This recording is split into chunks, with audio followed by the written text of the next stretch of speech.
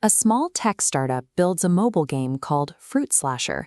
Within days of its release, player counts skyrocket.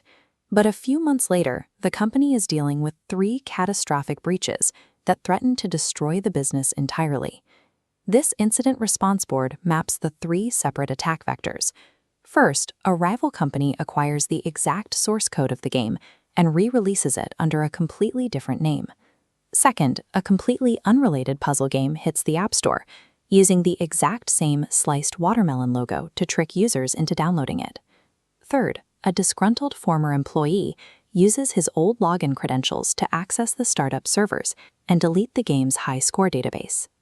To properly respond to these attacks, a computer scientist has to look beyond the codebase itself. They must map the legal frameworks, establishing exactly what they own, and fortify the technical perimeters that defend it. Let's isolate that first vector, the stolen source code. The startup needs to assert its intellectual property rights, or IPR. These are the legal rights granted to creators, allowing them exclusive control over the use of their creations for a set period. This comparison chart breaks down the 2 primary types of IPR for computing. On the left is a patent.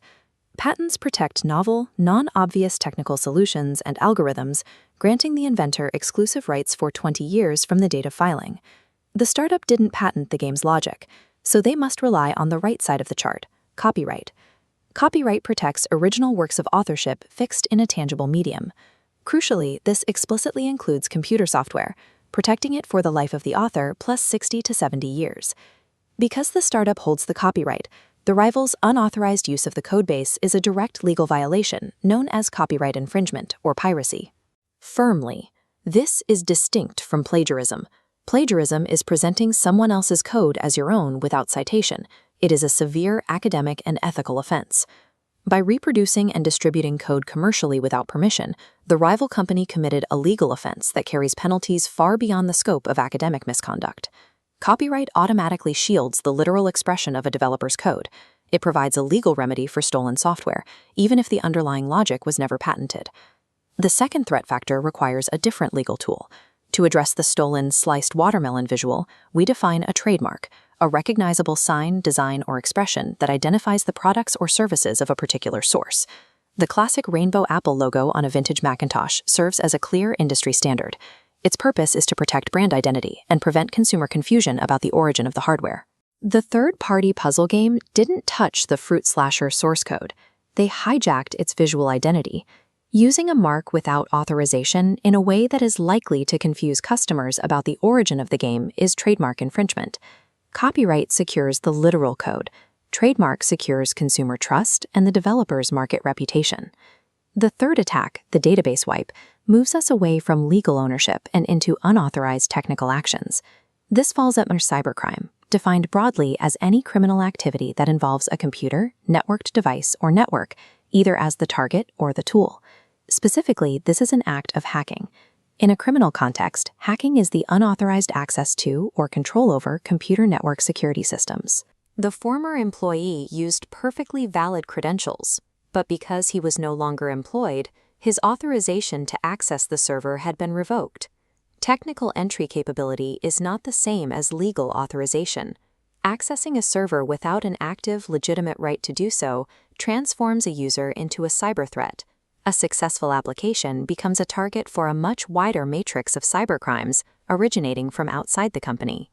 If players use the app on public Wi-Fi, their unencrypted data is vulnerable to eavesdropping, the unauthorized passive interception of private communication over a network. This flowchart illustrates phishing, a social engineering attack.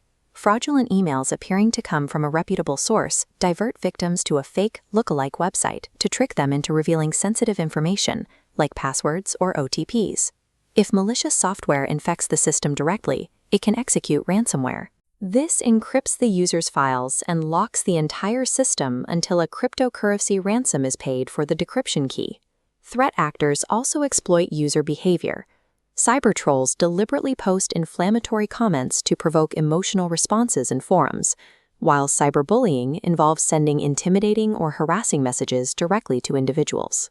Defending a modern application requires securing 3 distinct vulnerabilities: network transmission against eavesdropping, system infrastructure against ransomware, and human psychology against phishing and trolls.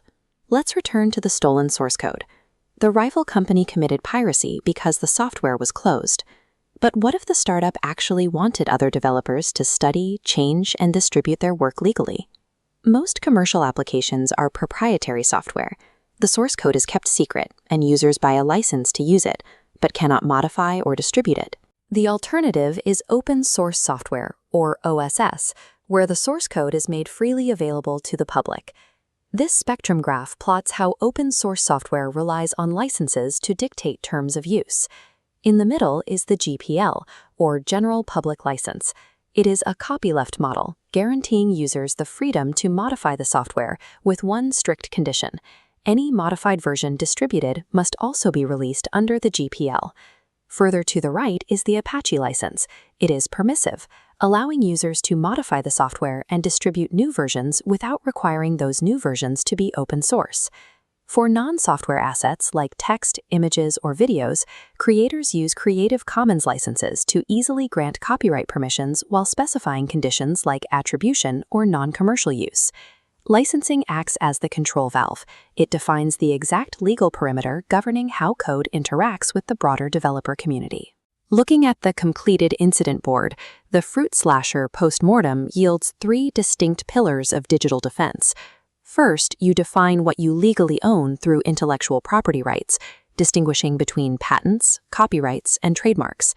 Second, you govern how your work is shared and modified by applying the correct proprietary or open source licensing models. Third, you defend your technical perimeter against a spectrum of cybercrimes, ranging from unauthorized hacking and eavesdropping to phishing and ransomware. Code does not exist in a vacuum. A computer scientist's work is bounded by these legal and technical protections.